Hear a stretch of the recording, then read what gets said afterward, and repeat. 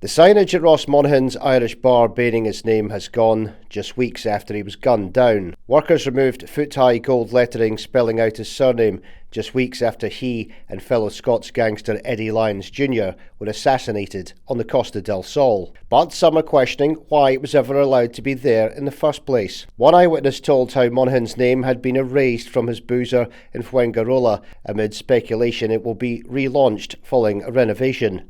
They said the signs were taken down around mid-morning on Thursday. It looks like the place has been cleaned up and moved around after the attack a few weeks ago. Another source said, "No one knows if they are planning to reopen, but it does look like there's been some work done to the property."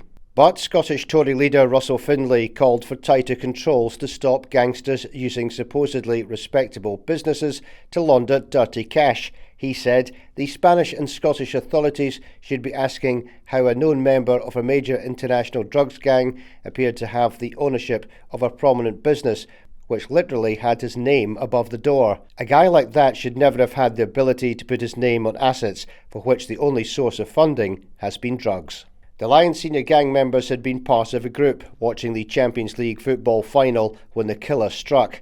Graphic CCTV footage aired by Spanish broadcasters showed Monaghan crawling on his hands and knees in a bid to flee the hitman before collapsing against a wall. The horrifying film shows blood from a wound near his heart soaking through his white t-shirt. And rumours have been rife as to the reason behind the double assassination, but there were claims that Monaghan had a £250,000 price on his head over a feud with the Spanish drugs cartel linked to the south of England. Meanwhile, a man arrested in connection with the murders of Ross Monaghan and Eddie Lyons Jr. is due back in court this week after being deemed a flight risk.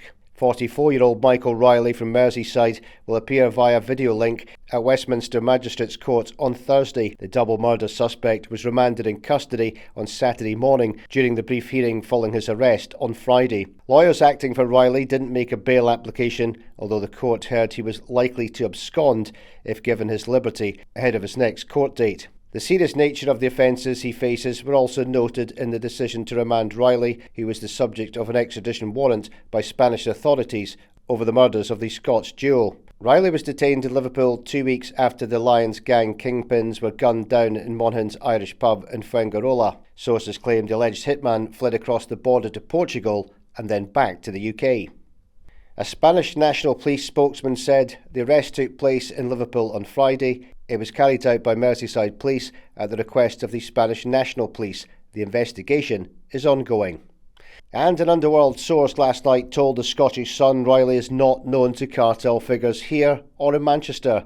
They said the name doesn't mean anything to the Scottish boys. Whoever is behind this has taken a massive risk because they can expect a major comeback.